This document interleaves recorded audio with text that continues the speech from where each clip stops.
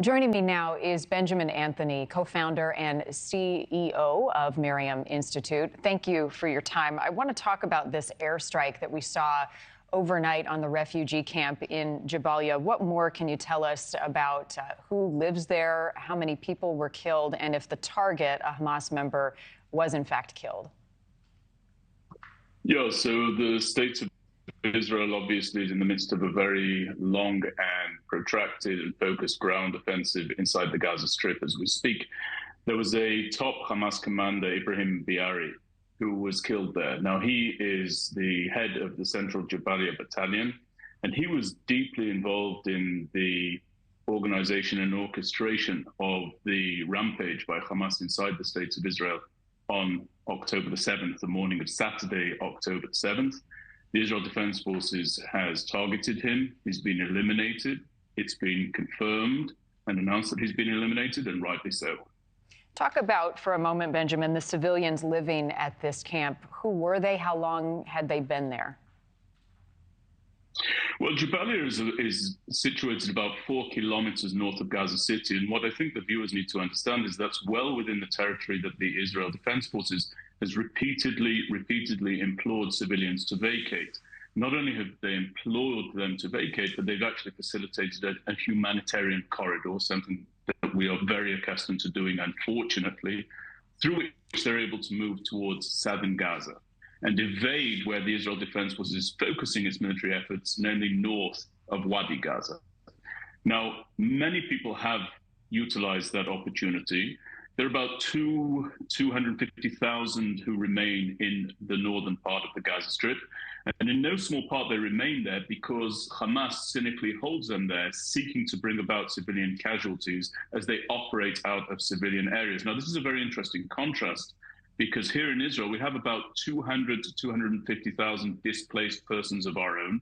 They've been vacated by the government in order to ensure that they remain in relative safety from our northern flank, close to Lebanon, and from our southern flank, close to the Gaza Strip.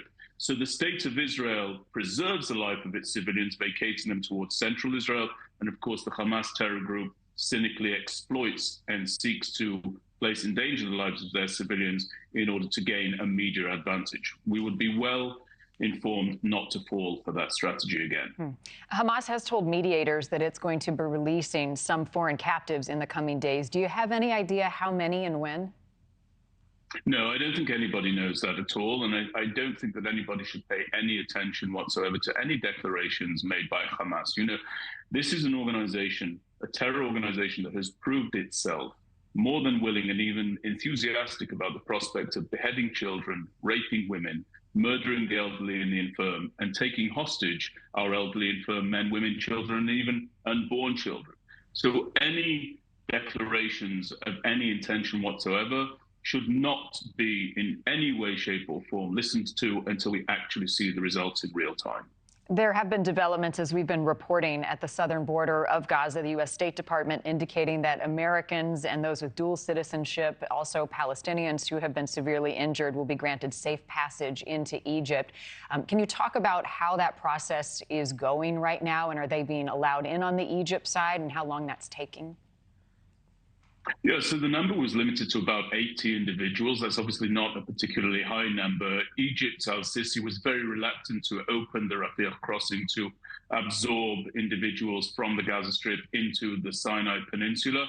But the state of Israel is absolutely right. It is not responsible for the fate of anyone other than its own citizens. It is primarily responsible for the fate, safety, and security of the citizens of the state of Israel. It has done everything that can be reasonably asked of it, and then some, namely calling for, as I mentioned earlier, the movement of civilians from the northern Gaza Strip, where it's operating most intensely, to the south. And through coordination with the Egyptians, by way of the Americans, it now seems that the Egyptians are reluctantly opening up the border for medical treatment and for individuals who hold dual citizenship. So that's a positive development here. We'll see whether that's broadened and widened. I think that you will see it being broadened in the coming days. All right. Benjamin, Anthony, thank you for your time. Appreciate seeing you. Thank you for watching. Go to newsnationnow.com to find NewsNation on your television provider. And don't forget to click the red subscribe button below to get more of NewsNation's fact-driven, unbiased coverage.